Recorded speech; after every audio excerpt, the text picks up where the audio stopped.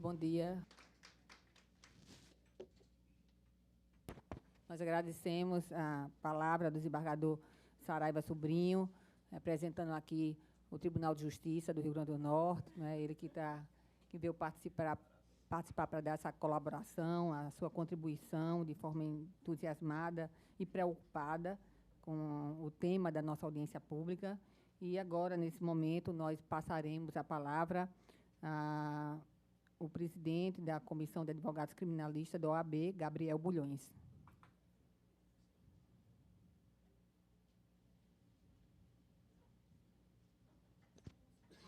Bom dia, excelentíssima deputada Márcia Maia, em nome da qual saúdo todos os presentes, as autoridades da mesa. Bom dia, senhoras e senhores. Bom, fui convocado, né, pelo presidente da Ordem, Paulo Coutinho, para estar aqui representando a Ordem dos Advogados do Brasil, mas adianto que não há uma opinião consensualizada, nem no âmbito da presidência da Ordem dos Advogados do Brasil, nem no âmbito da própria Comissão dos Advogados Criminalistas. Então, como o convite foi feito de forma repentina, eu quero repetir aqui as palavras do desembargador Saraiva, no momento de que o mesmo disse que não se preparou e não trouxe nenhum estudo robusto para afirmar, digamos, a opinião ora esposada. Contudo, é interessante que façamos aqui algumas reflexões, certo? Foi já afirmado e reafirmado aqui que o Estado do Rio Grande do Norte, como todos sabemos, está vivenciando uma situação de calamidade pública, né? Tendo sido decretado o estado de calamidade no sistema prisional há pelo menos 12 meses, salvo engano, alguém poderia me confirmar isso? São 12 meses. Então, já que estamos vivenciando essa situação e querendo aqui louvar desde já as ações, né, anteriormente expostas pelo doutor Cristiano Feitosa, na verdade, para, digamos, 12 meses de calamidade pública, nós temos visto respostas do Estado pontuais e paliativas.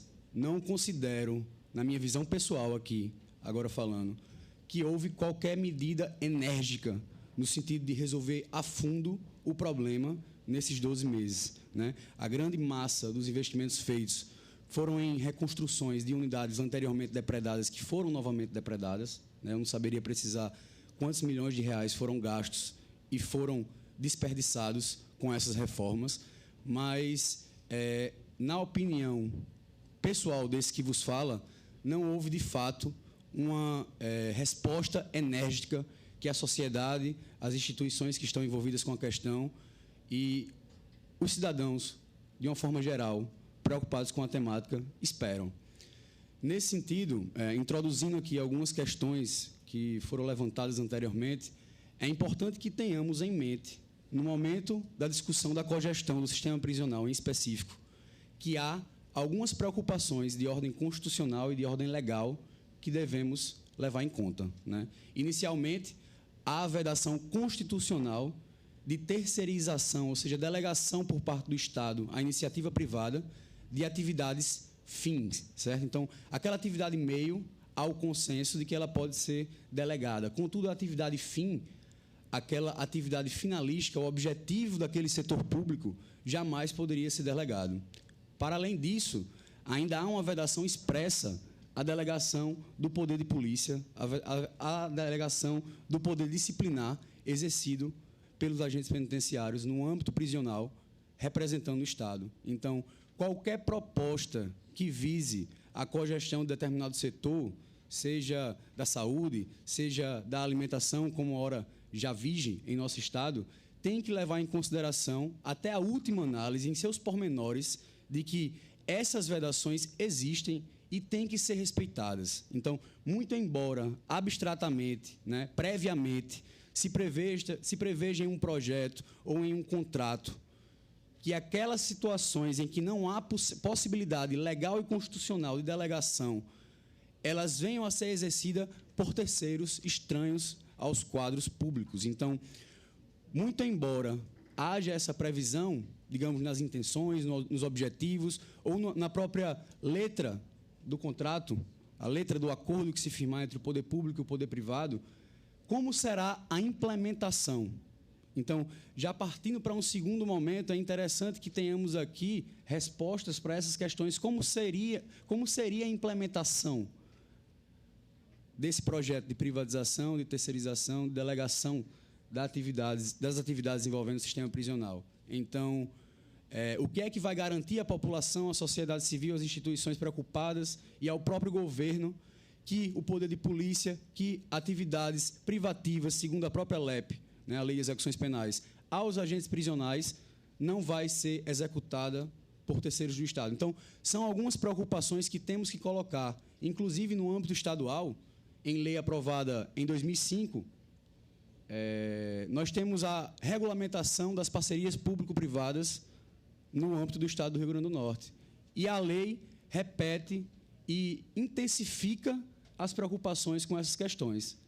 Então, nesse sentido, só um instante que eu não me preparei, digamos, talvez como o momento exigisse, mas enquanto estava ali sentado, tentei nortear a minha fala em alguns pontos, né? Então,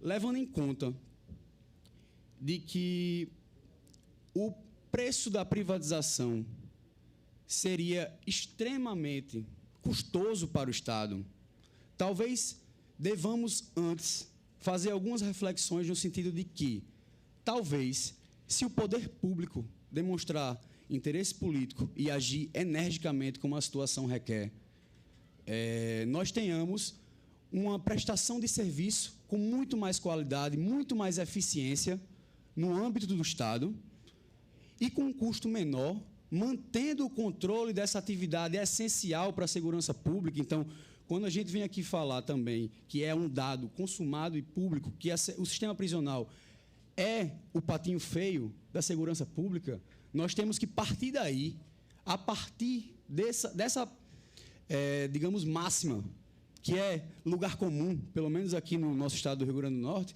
nós temos que rever esse conceito. Não existe segurança pública sem uma gestão eficiente do sistema prisional. Não adianta sequer falarmos em preocupação alguma nas forças policiais, certo? Com a segurança pública em geral, sem que tenhamos o controle total e absoluto, eficiente e humano daquela outra ponta do sistema, que, na verdade, é uma simbiose, que sem um o outro não funciona, certo? Então, já para encerrar minha fala, encaminhando aqui para o fim, eu queria expor também um último posicionamento pessoal no que tange a implementação da privatização do sistema prisional, tendo em vista que, a partir do momento que passamos a gerir com a lógica empresarial tal serviço público, o que acarreta e o que vem por trás disso, com a lógica da lucratividade, possa ser que transforme o problema, né, em algo maior por um interesse de uma lógica elementar. Então, obrigado, pessoal. Um bom dia.